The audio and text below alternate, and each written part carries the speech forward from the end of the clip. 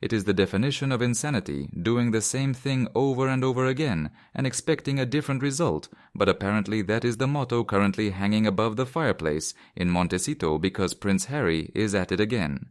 Just when we thought the door was closed, just when we thought the British taxpayer was safe, and just when we thought the king could focus on his health without being dragged into another legal quagmire, the Duke of Sussex has launched yet another desperate attempt to force the British state to treat him like the working royal he refuses to be.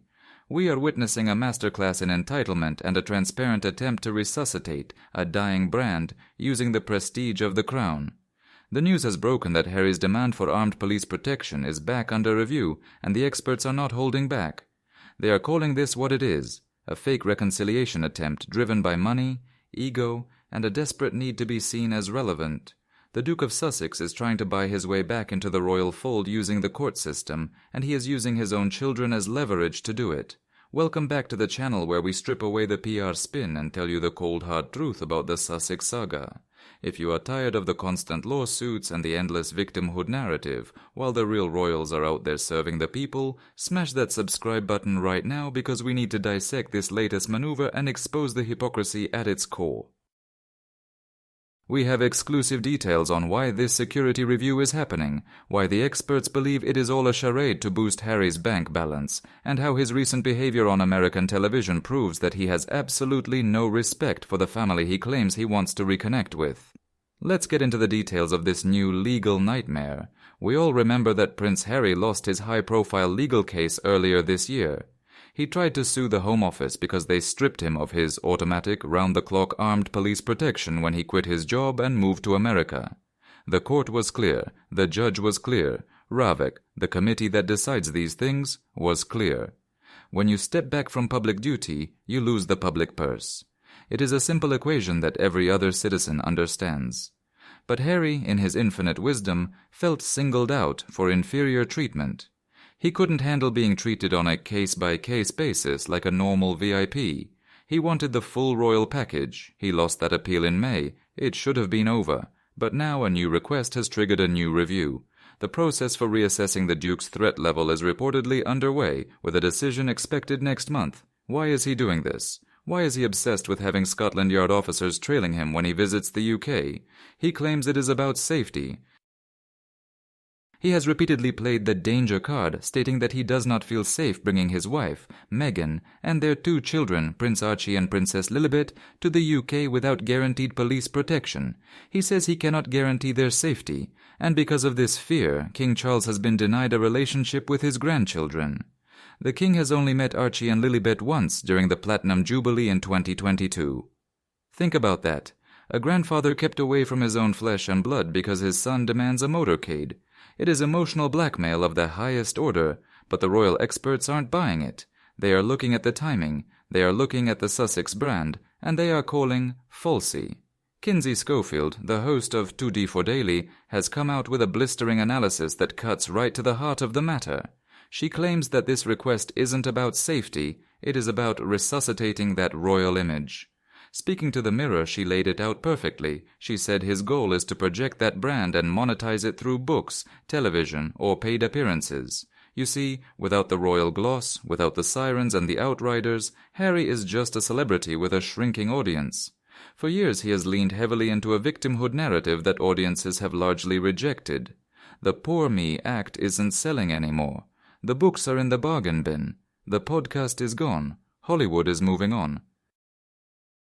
So he is desperate to turn that around. He is desperate to be seen as the happy-go-lucky prince people once adored. But you cannot just flip a switch and go back to being the beloved Prince Hal after you have spent 4 years trashing your family. Schofield points out that too much damage has been done for that image to fully return. With the Sussexes, actions speak louder than words, and if you look at Harry's actions, not his press releases, but his actual behavior, they do not support the idea that he genuinely wants to return to the fold or reconcile with his father. If he wanted to reconcile, he would come quietly. He would visit Balmoral without a fuss. He wouldn't be suing his father's government. The most damning proof that this reunion talk is fake comes from Harry's own behavior just last week. While his lawyers are arguing that he needs to be protected by the British state, Harry was in New York appearing on The Late Show with Stephen Colbert, actively engaging in behavior that endangers the diplomatic relationship between the UK and the US, and insulting the very institution he wants to protect him. In a surprise appearance, Harry participated in a sketch where he mocked Donald Trump, the president-elect of the United States. He claimed America had elected a king, a reference to the No Kings left-wing protests. This was a misjudged, clumsy, and frankly dangerous attempt at a viral moment. The royals are supposed to be apolitical.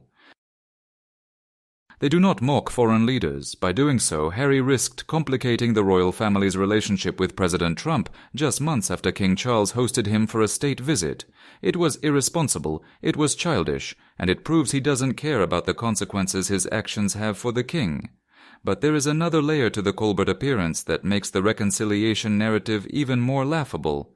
Stephen Colbert is the man who, on his show, perpetuated the vile, baseless conspiracy theories about Prince William and Rose Hanbury. He spread those rumors at the very moment Princess Catherine was quietly facing her cancer diagnosis. He kicked the Princess of Wales while she was down. And what did Harry do? Did he defend his sister-in-law? Did he refuse to go on the show of the man who mocked her suffering? No, he went on the show. He laughed. He participated in a skit. He high-fived the man who helped torment Catherine during her darkest hour. Kinsey Schofield rightly points out that none of this sounds like a man who is eager to reconcile or work collaboratively with his family. It feels irresponsible. It feels cruel. How can he claim he wants to make peace with William while rubbing shoulders with William's tormentors? It sends a clear message. Harry cares more about being on American TV than he does about his brother's feelings or his sister-in-law's health. This is why the experts are branding this security push as fake. It's not about family. It's about visibility. Schofield argues that Harry wants more visibility in the UK because it allows him to look like a royal on the global stage. If he has the police escort, he looks important. If he has the convoy, he looks like a statesman. Without it, he's just a tourist. There is also a deep-seated resentment at play here. Harry is furious that he is not treated the same as his brother. In his legal challenge, his lawyers argued that he had been singled out for inferior treatment. That is the phrase that reveals his mindset. Inferior. He cannot stand being the spare. He cannot stand being second tier.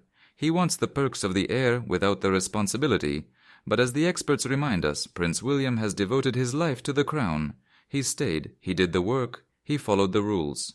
Harry walked away from that responsibility. He chose money over duty, and the late Queen Elizabeth II, God rest her soul, made it crystal clear. There is no half in, half out. You cannot monetize your titles in California and then demand state-funded protection in London. The two things are incompatible. If King Charles wants to protect his own standing and the integrity of the monarchy, he must honor his mother's wishes. He cannot give in to this demand. Let's look at the legal reality that Harry is trying to overturn.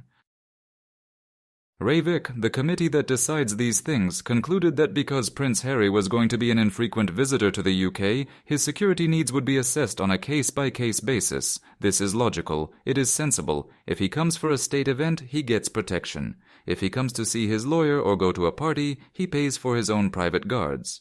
But Harry's legal team argued that Reivik didn't properly reassess the threats he faced when considering his situation in 2020. They tried to find a loophole in the procedure, but the court ruling upheld that there had been nothing unlawful about how the decision had been reached. A senior judge ruled that Prince Harry's sense of grievance, and that is the key phrase, his sense of grievance, did not amount to a basis for a successful appeal. Just because Harry feels aggrieved doesn't mean the law was broken. Just because he feels unsafe doesn't mean the taxpayer has to pay millions to soothe his anxiety. Buckingham Palace stated at the time that all of these issues have been examined repeatedly and meticulously by the courts, with the same conclusion reached on each occasion. A government spokesperson added that the UK government's protective security system is rigorous and proportionate. Proportionate is the word Harry doesn't understand. Is it proportionate to give armed guards to a man who visits twice a year and spends the rest of the time attacking the country on Netflix? I don't think so. And neither do the British people. The idea that we should foot the bill for his ego trip is offensive. This new review is a dangerous moment. If the Risk Management Board caves to Harry's pressure, if they reverse the decision, it sets a terrible precedent. It says that if you complain loud enough, if you sue the government often enough, you get what you want. It says that the rules don't apply to the Sussexes, and it removes the last barrier keeping the floodgates closed. If Harry gets his security back, he will be back in the UK more often, not to serve, but to parade. He will bring the cameras, he will bring the drama, and he will use the images of his police escort to sell his next project. We have to ask ourselves, is this a man who is truly afraid, or is this a man who is truly arrogant? A man who is afraid doesn't mock world leaders on comedy shows. A man who is afraid doesn't publish details about his family's security arrangements in a memoir. A man who is afraid doesn't go on tours to Nigeria and Colombia, countries with significant security risks, and walk around like a visiting head of state. He felt safe enough there. Why? Because he was getting the VIP treatment he craves. He wants that same treatment in the UK, but he wants us to pay for it. The desperation that the experts are seeing is real. Harry knows that his relevance is tied to his proximity to the king. Without the royal connection, he is just another guy with a podcast that nobody listens to. He needs the royal reunion narrative to keep his value up in Hollywood. He needs people to think he is still on the inside. That is why we see these stories about olive branches and thawing relations every few weeks. It is PR noise. It is designed to keep investors interested. Oh, don't worry, I'm still the king's son. I'm getting my security back soon. But the reality is stark. The king has met his grandchildren once. The relationship is fractured. And it isn't the lack of police that is keeping them apart. It is the lack of trust. It is the betrayal. It is the spare memoir. It is the Oprah interview. It is the Netflix series. You can't fix that with a security detail. You can't fix that with a court order. Kinsey Schofield is right. Harry is trying to revive a brand that is on life support. He wants to be the happy-go-lucky prince again. But that prince is gone. That prince died the day he decided to sell his brother out for a paycheck. The public has seen behind the curtain. We have seen the pettiness, the jealousy, the entitlement, and we don't want to pay for it anymore. The upcoming decision next month is crucial. If the Home Office holds the line, it sends a message that the monarchy is not for sale and that leaving has consequences. If they fold, it validates Harry's victimhood. It tells him that he was right all along. And it opens the door for Meghan to return, flanked by the Met Police, to turn every visit into a fashion show for her new lifestyle brand. The experts have called it fake, the public calls it a disgrace, and the king, one hopes, calls it what it is, a manipulation. The desperate reason for this royal reunion is not love, it is logistics. It is about securing the assets, the titles, the status, the image. It is a business transaction disguised as a family plea. So as we wait for the result of this review, let's remember what is at stake. It's not just about bodyguards. It's about the integrity of the institution. It's about whether we allow a non-working, non-resident, profit-seeking duke to dictate terms to the British government. Harry walked away. He made his choice. He should pay for his own security, just like he pays for his own private jets. I want to know what you think. Do you believe Harry's push for security is about safety, or is it about branding? Do you agree with the experts that his reunion attempts are fake? And should the British taxpayer ever pay a single penny to protect the Duke of Sussex again? Let me know in the comments below. I read every single one. If you think the Home Office should stand firm and deny this request, hit that like button, and subscribe to the channel for more updates on this developing story. The fight for the truth continues. Until next time, keep your eyes on the palace.